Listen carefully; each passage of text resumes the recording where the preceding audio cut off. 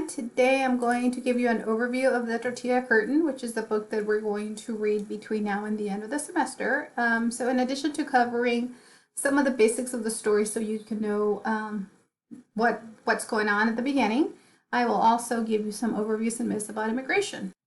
The author is T.C. Boyle, and he was born in New York. His name is Thomas John Boyle. He changed his middle name to Cora Gesson when he was 17 years old because he liked that better than John. So he changed the John to C for Cora Gesson. He was raised in Santa Barbara and he is married with 3 children. He has written several books. The one that has given them probably the most notoriety has been the Tortilla Curtain. And the reason why we're reading it in this class is because of the topic, given the fact that immigration is such a timely and controversial topic, not only in our country, but worldwide, hence the reason for choosing it. Also, most students enjoy reading this book, so that's another reason. In terms of immigration in the U.S., let's go back to the fact about a couple of facts about immigration. This is a quote that I like from Newsweek. History shows that those who yearn to come to America will find a way to do it. And the reason why I found this quote is because of the fact that regardless of what walls or murals or whatever detriments are put to deter people from coming to the U.S., they will continue to come given the fact that the U.S. still offers that elusive American dream that most people are trying to search for, and if they can't find it in their home country, they will come here. In 2007, there were a total of 10.7 million immigrants, and out of those that were here, those were here who were here legally. In 2007, that was 12.2 million. Another issue regarding immigration, especially in California, was that in 1994, Governor P. Wilson passed what was called Proposition 187.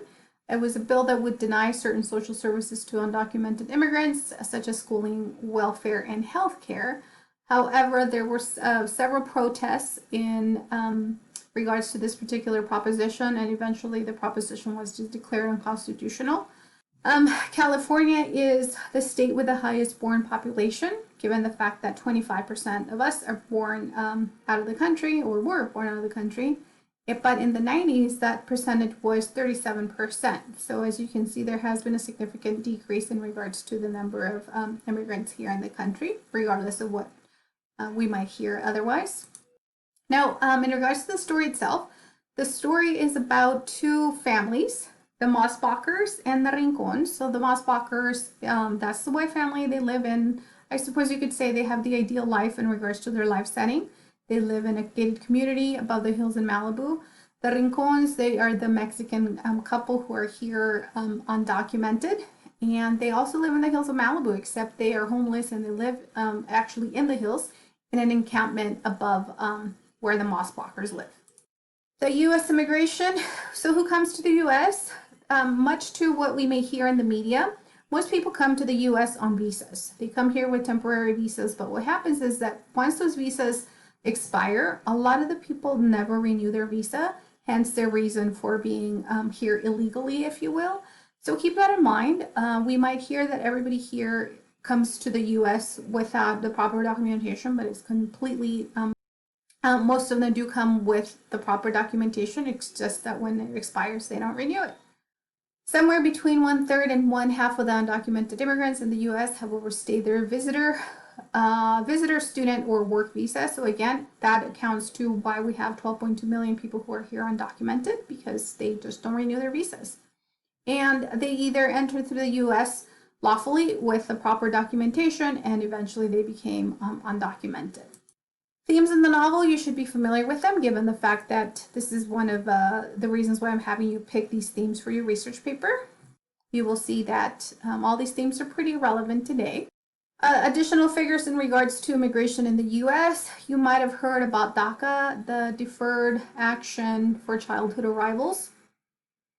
This is a program that was started by the Obama administration, and essentially what it does is it gives protection to children who were brought here from their countries. They were brought here as children by their parents. And if you come with your parents, you don't have a choice. You don't have a choice to say, yes, I want to go to the U.S. or no, I don't. You just come.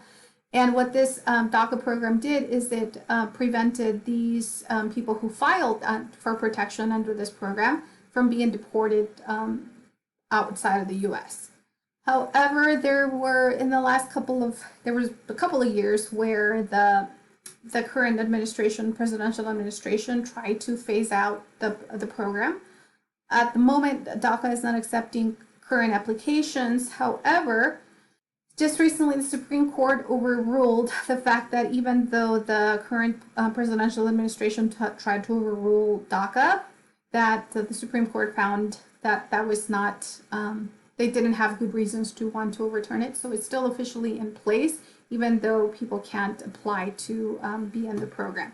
But it just means that as of now, people are not going to be, the 800,000 young immigrants who are here under this program, they're not going to be deported, if you will. And in regards to where these facts come from, they come from the Anti-Defamation League, if you want to check them out. If you're doing your paper on immigration or racism or any of those, this is a good source for you to refer to if you want additional information. So that is the gist of the presentation itself. I want you to keep in mind that this book might be a little infuriating to some of you because it is told from two extremes in regards to the fact that the Mossbachers seem to have it all, whereas the Rincons don't have anything. So of course you have to keep that in mind that in real life it's not that way. Life is not so extreme. That's one of the criticisms that the author gets about this book. But overall, the story does raise some good points about immigration and how hypocritical our society can be when it comes to trying to deal with the immigration, as they call it, problem that we have in the U.S. So I hope you enjoy reading the book, and if you get frustrated reading it, and because what happens, the story is really good. Most students enjoy reading it. Just kind of bear with it. We should have good discussions in the next couple of weeks regarding the story. We will talk soon.